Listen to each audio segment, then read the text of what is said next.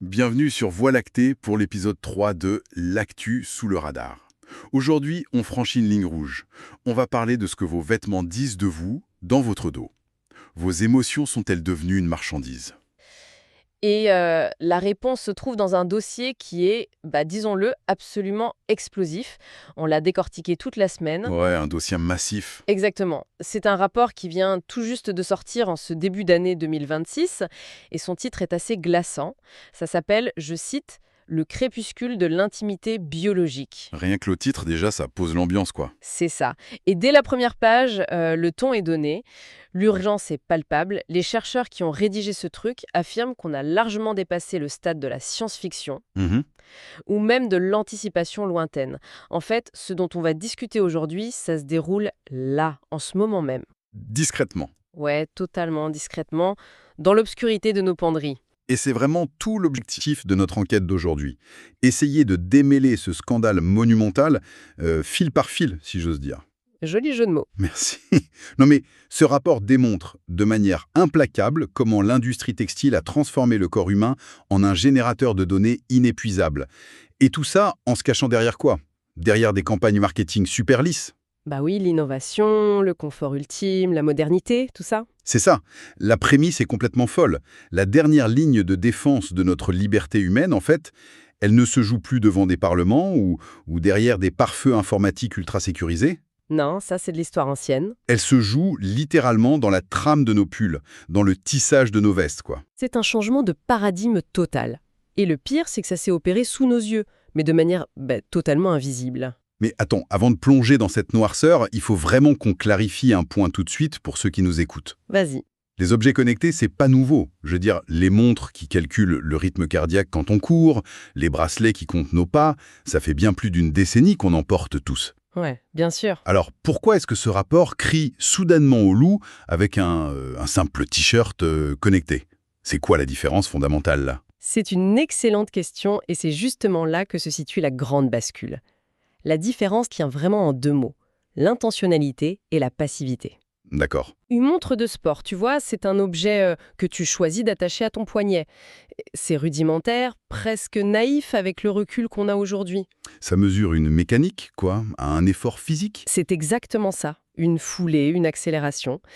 Mais ce que décrit ce rapport concernant le fameux smartwear de 2026, c'est l'infiltration de la technologie directement dans la fibre. Directement dans le fil. Oui, ce n'est plus un accessoire qu'on ajoute sur le corps, c'est le vêtement lui-même. On est passé en gros d'une quantification de l'effort physique à des vêtements qui lisent dans nos pensées. Ou pour être super précis avec les termes du rapport, qui lisent les prémices organiques de nos pensées. Mhm. J'ai examiné la section technique et franchement, la mécanique derrière tout ça est à la fois fascinante et complètement terrifiante. Concrètement, l'industrie a réussi à développer ce qu'on appelle des polymères conducteurs. Exactement.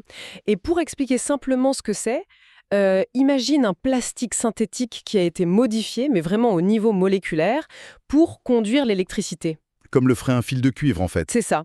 Sauf que ce polymère, il est étiré jusqu'à devenir un fil aussi fin, aussi souple et surtout aussi lavable que le coton ou la soie. C'est fou. Et ce fil conducteur, il est ensuite entrelacé avec des microcapteurs de pression directement incrustés dans le maillage des tissus. Donc le vêtement bouge avec le corps, il se plie au niveau du coude, il s'étire sur le thorax. Ce qui veut dire que le tissu ne se contente plus de couvrir ou de réchauffer la peau. Il la scrute en permanence. C'est exactement le terme. Il l'écoute. En permanence, ces fils analysent en continu un phénomène métabolique très spécifique qu'on appelle la réponse galvanique de la peau. Alors ça fait un peu clinique comme terme, la réponse galvanique. Un peu, oui. Mais en réalité, c'est très simple à comprendre. Il s'agit de la microsudation. D'accord. En gros, quand ton système nerveux réagit à une émotion, avant même que tu t'en rendes compte consciemment, tes glandes sécrètent une quantité infime de sueur. Une gouttelette microscopique. Voilà, totalement imperceptible à l'œil nu. Mais le vêtement, lui, grâce au polymère, il détecte ce changement infime de conductivité électrique à la surface de l'épiderme. Ah ouais. Et à cela, il ajoute l'analyse de la variabilité du rythme cardiaque avec les microcapteurs collés contre ton torse. Donc ce n'est plus un habit, C'est une véritable sentinelle posée directement sur ta peau. Et c'est précisément à ce stade de la lecture que j'ai eu des sueurs froides, littéralement. Et je suppose que mon t-shirt l'aurait capté direct si j'en portais un comme ça. Ah bah sans aucun doute. Parce qu'on bascule d'une simple biométrie physique à ce que le rapport nomme la biométrie prédictive. Oui. Le vêtement capte ces signaux biologiques bruts et il les traduit instantanément en émotions.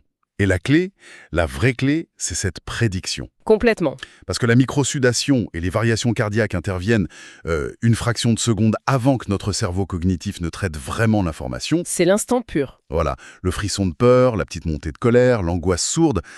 L'algorithme qui est tissé dans la fibre le ressent avant même que l'esprit de la personne ne le formule verbalement. Et ce décalage temporel, bien qu'il soit de l'ordre du dixième de seconde, ça donne un avantage stratégique absolu à la machine. Le vêtement est littéralement le tout premier informé de l'état émotionnel réel de l'individu. Mais attends, ça veut dire que mon pull me balance si je suis stressé? Exactement. Et c'est là que ça devient flippant. Bah oui. Parce que la donnée captée n'est absolument pas stockée localement, sagement dans l'ourlet de ta manche, elle est exfiltrée et de manière instantanée. Si on file un peu la métaphore, en fait le vêtement a complètement perdu sa fonction historique, sa fonction originelle. Comment ça? Bah depuis l'aube de l'humanité, s'habiller c'était se protéger, non? On créait un bouclier contre les éléments extérieurs. Le froid, la pluie. Le froid glacé, les ronces, ou même juste le jugement et le regard de l'autre. C'était une carapace. Et aujourd'hui, on assiste à une inversion totale de cette carapace. C'est très juste. Le vêtement n'est plus un bouclier qui repousse l'extérieur. Il est devenu une espèce d'éponge ultra sensible qui absorbe les secrets métaboliques les plus intimes de notre intériorité, pour ensuite les essorer et les exposer au grand jour. Et surtout pour les exposer de manière extrêmement lucrative. Ah, l'argent. Évidemment. Ce qui nous amène à la deuxième grande révélation de cette enquête, le cœur financier de cette machine de guerre. Si ce pull ou cette veste balance nos variations émotionnelles, la question posée par le rapport est très simple. À qui cette information est-elle envoyée et pour combien? Et la réponse fait peur. Les auteurs décrivent cette pratique sous le nom de ciblage sentimental. Ça. On parle de la monétisation en temps réel de la détresse émotionnelle par les géants du marketing digital. Quand on y réfléchit 2 secondes, c'est un concept qui donne carrément le vertige. Traditionnellement, le marketing, ça ciblait des profils statistiques. Des cases, oui. Les publicitaires achetaient des tranches d'âge, des codes postaux ou l'historique de recherche web. Ils ciblaient un besoin matériel. Mais là, le rapport montre que l'industrie a compris une mécanique psychologique redoutable. Laquelle? Le moment le plus rentable pour vendre un produit à un être humain, c'est pas quand il cherche activement à l'acheter, c'est quand son esprit est fissuré par une angoisse soudaine. Et la mécanique décrite dans le dossier pour exploiter ça, elle est d'une précision chirurgicale. Les chercheurs ont modélisé un scénario hyper concret pour montrer comment ça fonctionne dans la rue. Vas-y. Prenons une personne qui marche tranquillement sur le trottoir avec une veste connectée. Soudain, la veste détecte une anomalie biologique. Il y a une hausse brutale du taux de cortisol. La fameuse hormone du stress. Exactement. Immédiatement suivie d'une petite accélération du rythme cardiaque, la fibre analyse la réponse galvanique et boum, le diagnostic tombe en une fraction de seconde, pic d'anxiété majeur. Et là, À partir de cette milliseconde précise, la donnée quitte le vêtement et atterrit sur le marché. le tempo de cette transaction, c'est vraiment détaillé dans les graphiques du rapport. C'est tout simplement hallucinant. C'est comme le trading à haute fréquence en bourse, en fait. C'est exactement le même principe, ouais. Sauf qu'au lieu d'acheter et de vendre des actions d'entreprises technologiques, la marchandise qui est échangée, c'est une baisse soudaine de sérotonine ou une petite crise d'angoisse. Et ça va très très vite. On parle de moins de 3 millisecondes. 3 millisecondes. Pour te donner un ordre d'idée, un seul battement de cœur humain, ça dure en moyenne 800 millisecondes. Waouh. Donc bien avant qu'un seul battement de cœur ne s'achève, cette donnée de vulnérabilité extrême, elle est balancée sur ce qu'on appelle des plateformes de publicité programmatique. Une salle des marchés invisible. C'est ça. Les algorithmes des grandes marques enchérissent et se battent en temps réel pour acheter ce moment très précis de faiblesse psychologique. Le plus offrant remporte la mise. Et la conséquence directe de cette victoire se fait sentir dans la poche de la personne angoisse. Son smartphone se met à vibrer, Exactement. l'écran s'allume, et c'est là que le piège de la consommation se referme.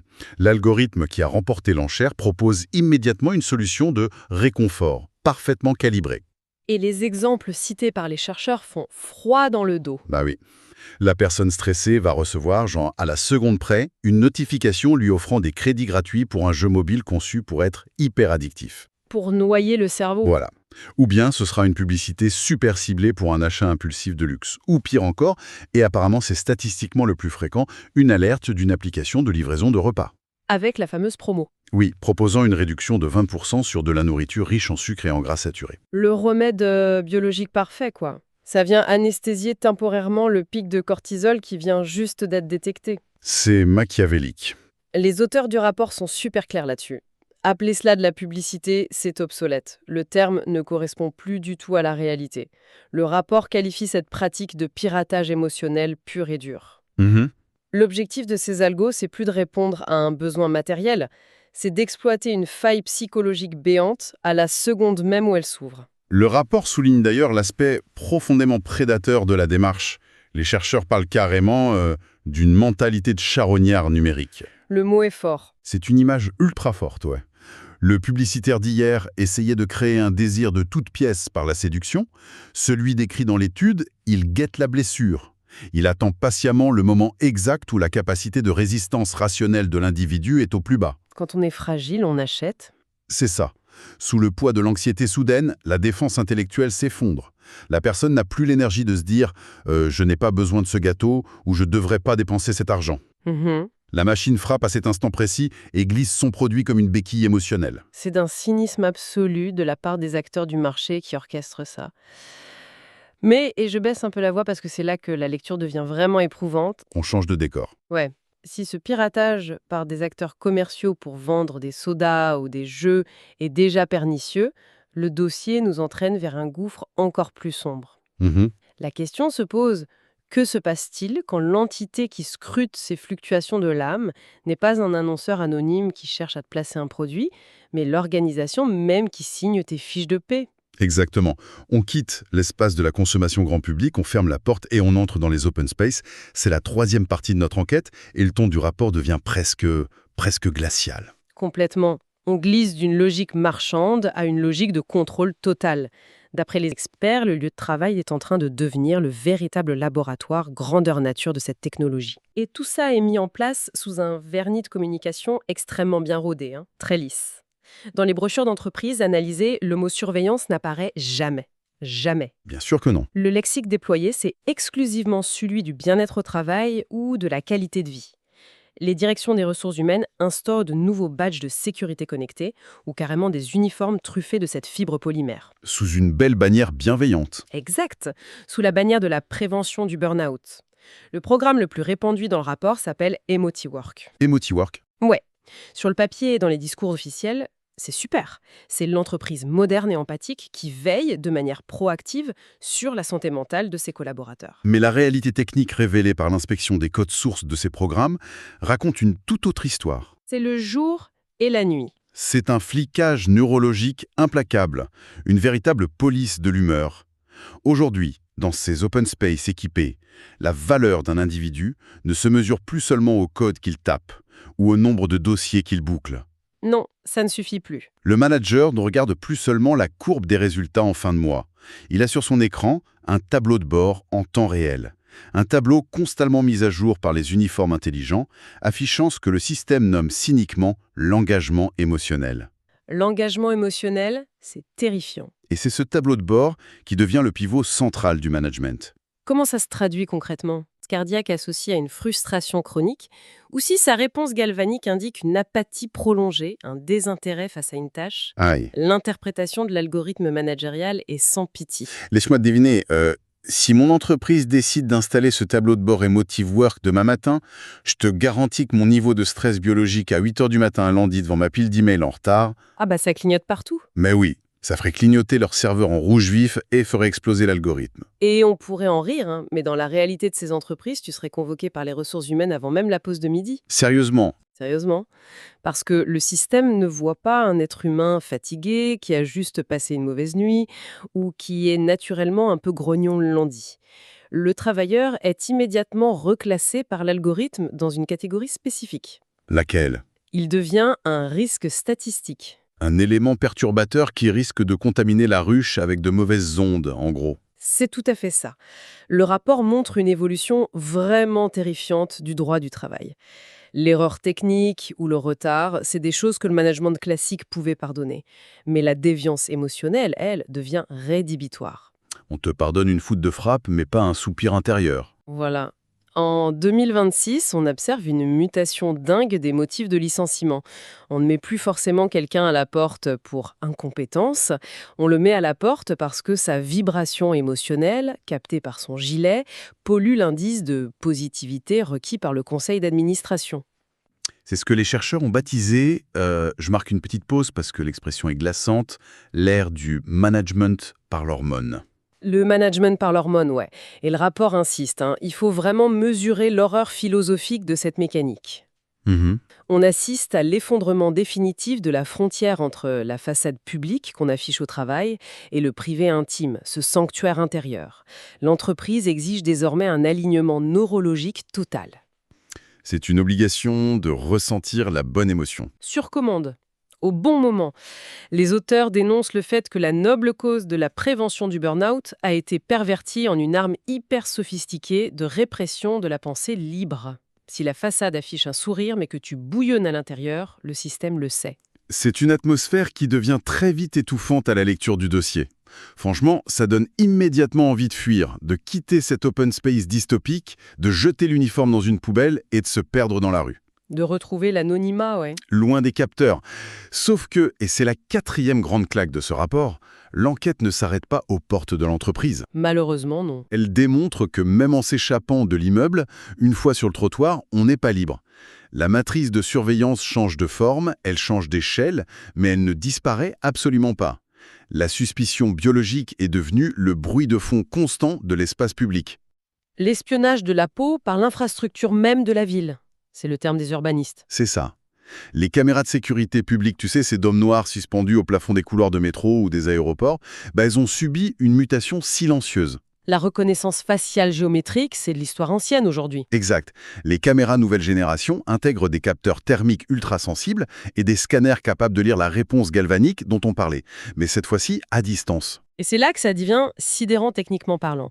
Réussir à scanner la sueur froide, imperceptible d'un individu à 15 mètres de distance, au beau milieu d'une foule en mouvement, C'est une prouesse dingue. Toute cette masse de données est récupérée par une IA centrale. Et cette IA est programmée pour traquer un motif comportemental spécifique, l'anxiété suspecte. elle cherche le pic de stress qui trahirait de mauvaises intentions, la préparation d'un acte délictueux. Sur le papier, c'est l'outil préventif ultime pour la sécurité publique. Sauf que les analystes soulignent une faille gigantesque. Le système est fondamentalement aveugle à la complexité de l'existence humaine. Ce qu'ils appellent le problème du contexte aveugle. Absolument. Une IA n'a pas de bon sens. Elle ne voit que des mathématiques, des courbes de chaleur. Elle ne comprend pas l'histoire humaine qui se déroule devant elle. T'as un exemple en tête ? L'exemple donné dans le texte est d'une tristesse absolue. Imaginons un parent qui marche dans le grand hall d'une gare bondée. Dans la bousculade, son jeune enfant lâche sa main et disparaît. Le cauchemar. En l'espace d'un quart de seconde, la biologie de ce parent va exploser. C'est physiologique. Terreur primale, rythme cardiaque qui s'emballe, sueur froide. Le cortisol crève le plafond. Une réaction humaine parfaitement naturelle et justifiée. Bah oui, n'importe quel être humain qui assiste à la scène comprend tout de suite. Mais pour l'algorithme qui scanne le hall depuis son dôme, ce parent paniqué n'est réduit qu'à un corps en surchauffe critique. C'est terrible. La machine capte l'anomalie, elle croise ça avec des profils de menaces, et elle interprète cette angoisse protectrice comme la panique d'un criminel sur le point de passer à l'acte. Résultat immédiat, alerte rouge sur les écrans de la gare. Et le rapport conclut là-dessus. Nous sommes entrés dans l'ère de la suspicion biologique généralisée.